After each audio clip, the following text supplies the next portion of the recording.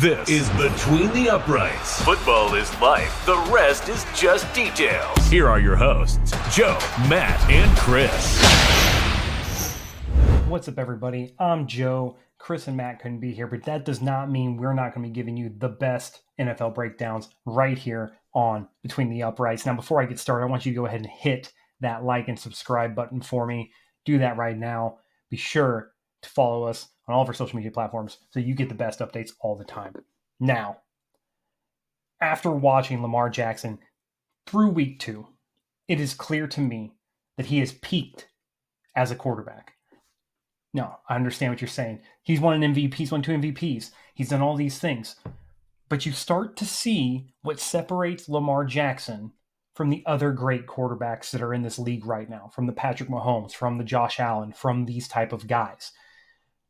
Lamar Jackson will always be an MVP candidate. He will always be this winner, right? He'll always put up the stats. He'll always have the rushing stats to go along with his passing stats, which has always been one of the things that's always made people not worry about the passing so much. But we watched him in the Chiefs.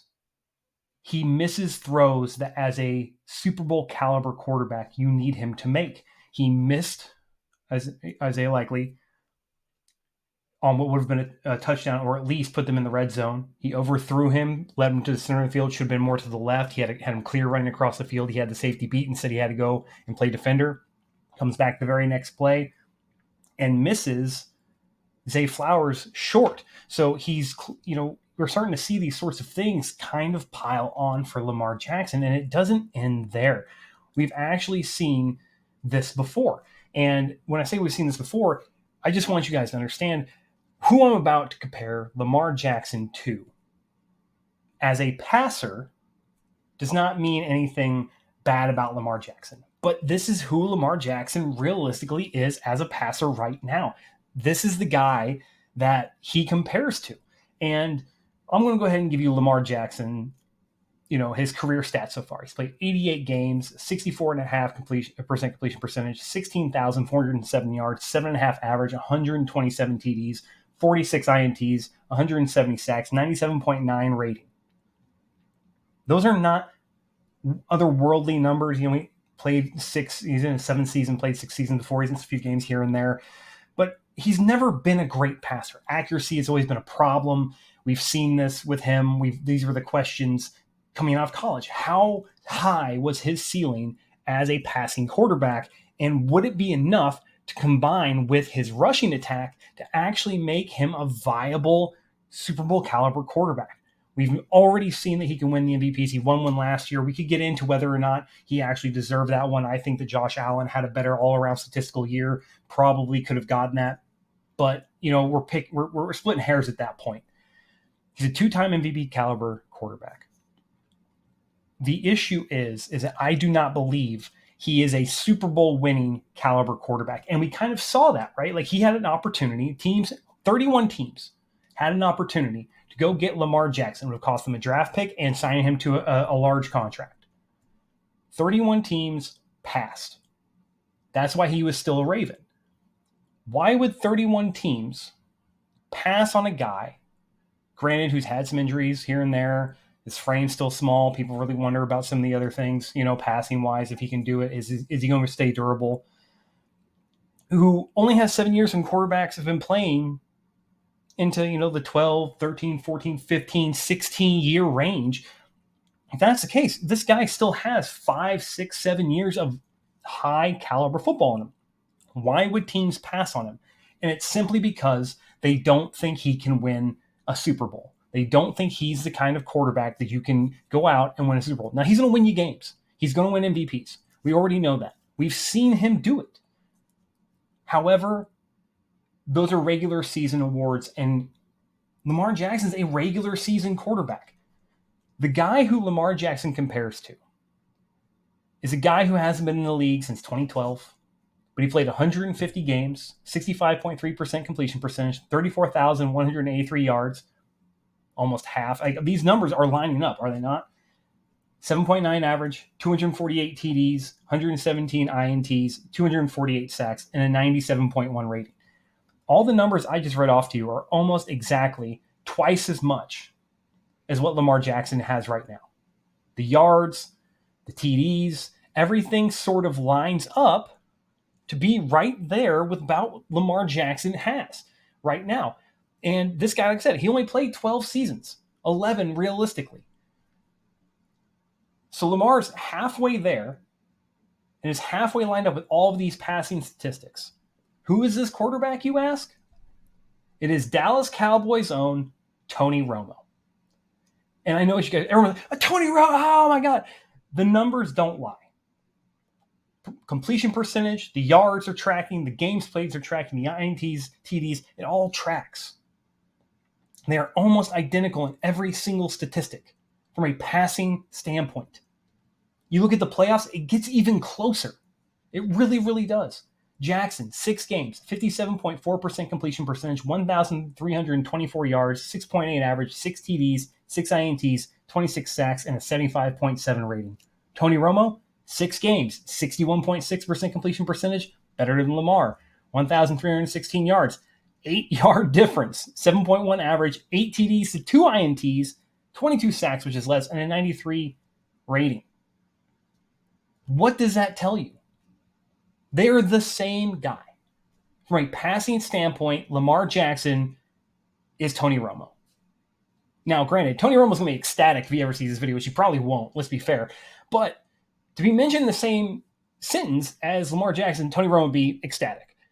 But the truth of the matter is, they both were guys who could perform in the regular season, but when it got time for the playoffs, things just didn't go their way. Lamar Jackson against sub-caliber opponents is otherworldly.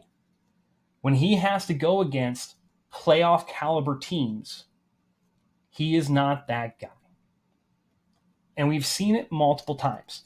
They've tried to bring other people in. They've tried to, Derrick Henry's there now, Zay Flowers, Mark Andrews, all of these things. He has had passing talent.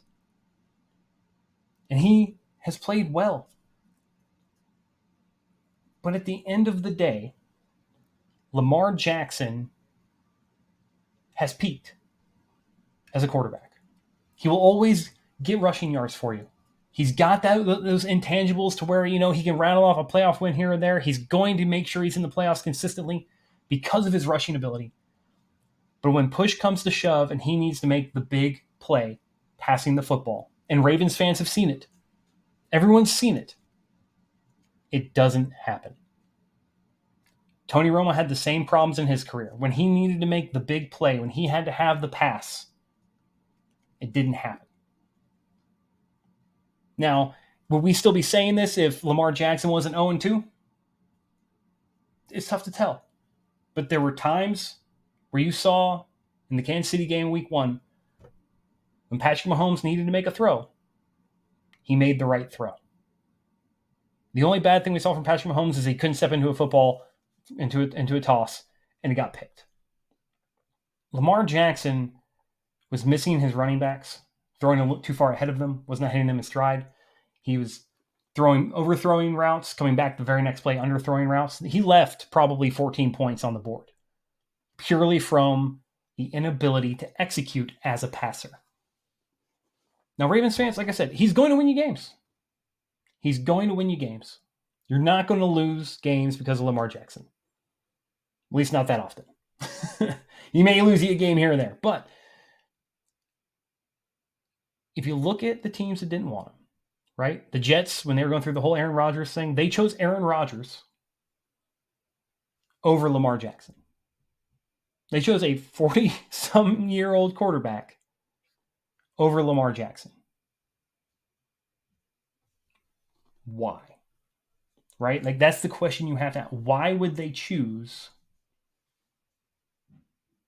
an aging guy who's past his prime and honestly, quarterback, and Aaron Rodgers, who's, kind of in the headlines a lot. He's a distraction in a lot of things, I believe.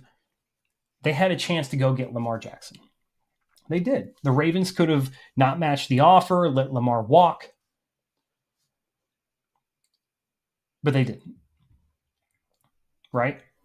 You think about the Bears, who went out and got all this talent.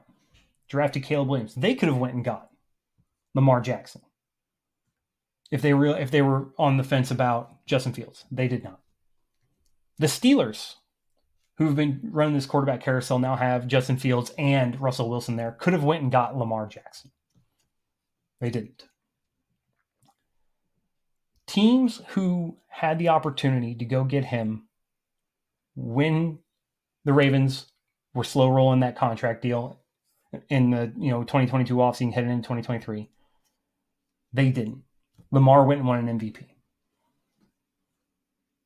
Beat the Texans, who were an overachieving playoff team. Lost to the Chiefs. That's what's going to happen. You're going to win playoff games against teams that overachieve. You're going to be a top playoff seed.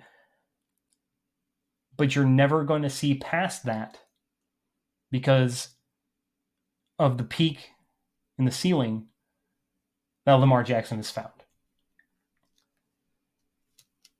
Now, what to do with that information? Personally, you can't really do anything. As an organization, you're paying this man. He is going to win you games. The fan base is behind him. Is he underachieving enough for them to want him out of there? Probably not. Is there a team out there to trade for him that would take on the contract? If there was, they would have offered him the money when it was up there, and they didn't. I don't know what you get out of Lamar Jackson outside of just a career that you're consistently in the playoffs, but you never make it there. You never make it to the promised land. You're never a Super Bowl champion. And you go back and you think about the Phillip Rivers, who these guys, Phillip Rivers, Tony Romo, who are they playing against all the time, right? You had the peak Aaron Rodgers in there somewhere. You had Peyton Manning. You had Ben Roethlisberger. You had, Tom Brady.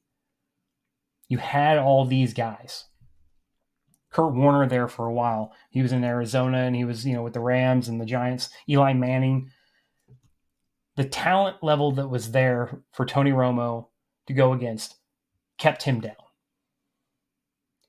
Lamar Jackson might be an MVP caliber quarterback, but if you look at it from a strictly passing standpoint and game-winning standpoint, the guy who's going to perform in the games on the lines and be able to make the game-winning throw, Lamar Jackson is the third or fourth best quarterback behind some of these guys, and they're consistently going to keep him down.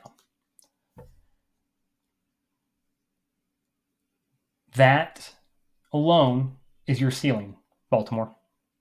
You will always be a playoff team. You will never be a Super Bowl team. And it's purely because when push comes to shove, Lamar Jackson